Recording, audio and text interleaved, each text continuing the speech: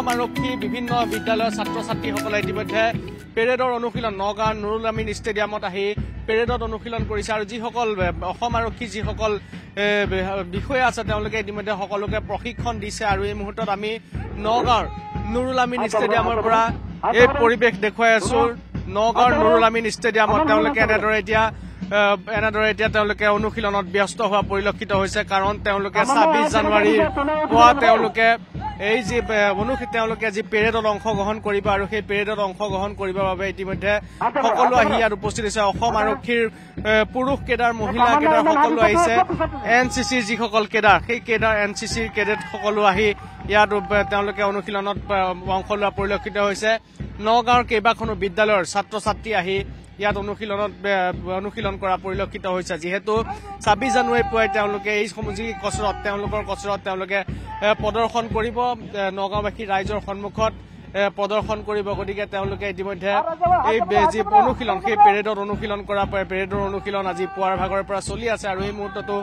নগাঁও নুৰুল আমিন ষ্টেডিয়ামৰ আমি পৰিৱেশ দেখুৱাই আছো নগাঁৱৰ নুৰুল আমিন ষ্টেডিয়ামতো এনেদৰে এতিয়া অনুশীলনত ব্যস্ত হৈ পৰা পৰিলক্ষিত হৈছে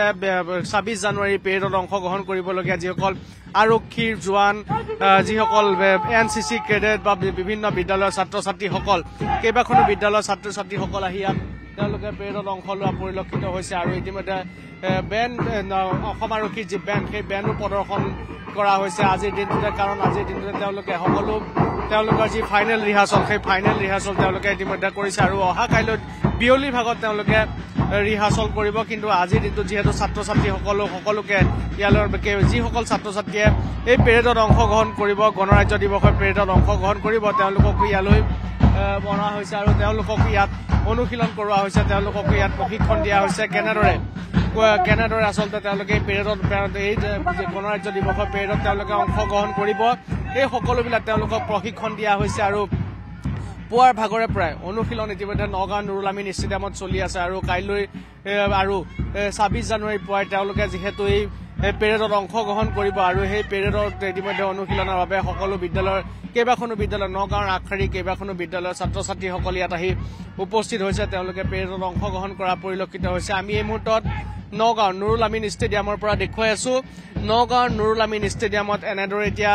২৬ জানুৱাৰীৰ গণৰাজ্য দিৱসৰ প্ৰাকখনত পেৰেডৰ অনুশীলনত ব্যস্ত হৈ পৰিছে অসম আৰক্ষীৰ জোৱান এনচিচি কেডেটসকল আৰু বিভিন্ন বিদ্যালয়ৰ কেইবাখনো বিদ্যালয়ৰ ছাত্ৰ ছাত্ৰীসকল আহি ইয়াত এনেদৰে এতিয়া পেৰেডত অংশগ্ৰহণ কৰা পৰিলক্ষিত হৈছে আৰু যিহেতু ২৬ জানুৱাৰীৰ পুৱাই তেওঁলোকে পেৰেডত অংশগ্ৰহণ কৰিব আৰু নগাঁওবাসী ৰাইজ তথা মুখ্য অতিথিৰ সন্মুখত তেওঁলোকে পেৰেডৰ অনুশীলন কৰিব কুচকাৱাজ দেখুৱাব গতিকে তেওঁলোকৰ যাতে কোনো ধৰণৰ ভুল ভ্ৰান্তি নহয় বা তেওঁলোকৰ কোনো যাতে অসুবিধা নহয় তাৰ বাবে আচলতে এনেদৰে নিতৌ এতিয়া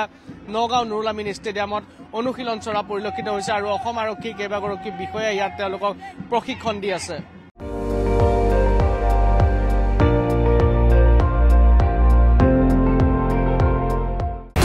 আপুনি চাই আছে ND24 সৰ্বশ্ৰেষ্ঠ নহয় সৰ্বোত্তমৰ দৌৰ